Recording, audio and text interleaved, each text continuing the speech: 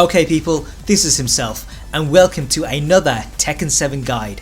In this video I'm going to show you how to escape the wall in style, and this is with both King and Armor King.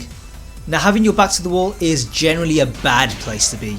You have almost no room to backdash, and crouching is dangerous because you can easily get splatted by mid.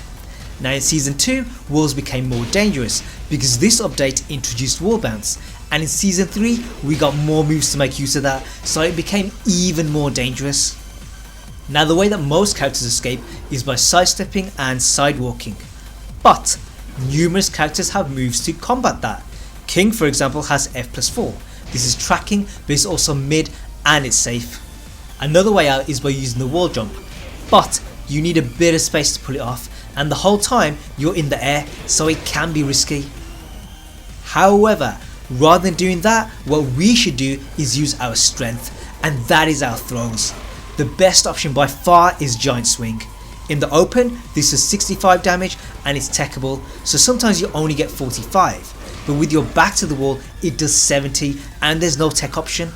Add in rage and it goes up to 77. But that's not all, because when they break it you still gain something. With King you get a little bit of space, but with Armor King he actually switches positions, so for him it's a win-win, and when you think about it that makes his Giant Swing actually better than King's. Now that's your primary tool, but we do have some other options. One of them for King is Muscle Buster. A broken throw gets you a bit of space, but a successful one switches positions, and I think the mule kick is guaranteed. Now Armor King doesn't have this because his version throws them away, but what he does have is DDT. This is also a 1+2 break and it gets you a guaranteed hit. Speaking of 1+2 breaks, King has Executioner drop. The regular throw throws them forward, but by hitting back it throws them behind you.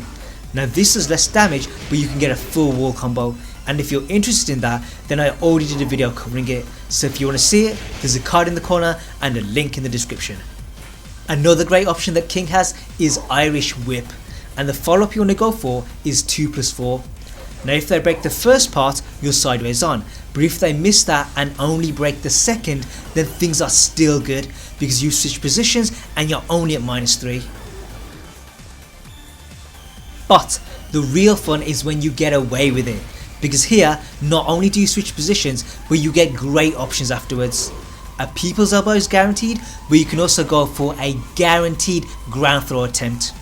Now if you do go for it then what you'll get is half Boston Crab, and normally in the open this guarantees another ground throw attempt, but for some reason at the wall it doesn't work and I don't know why, so what I do instead is CD 1+2.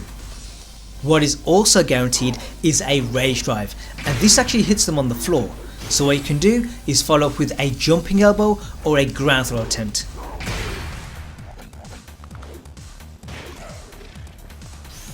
An alternative use is after the Boston Crab.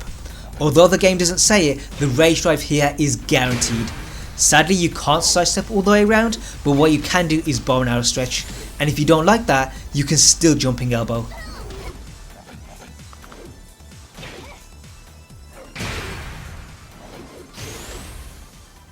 Last option for both characters is generic throws. Now these are easy to break, but they do serve a purpose. The suplexes switch positions, but the one throws are a bit better. Armor King's knee bash switches positions and King's DDT gives you space, but both put you sideways on if they're broken, which they probably will be. Now I've got more videos coming for both of these characters, so if you want to see those make sure you subscribe. In the meantime check out my other videos and also follow me on Twitter. There's numerous short clips that I upload that don't get a full video and you might be missing out on something.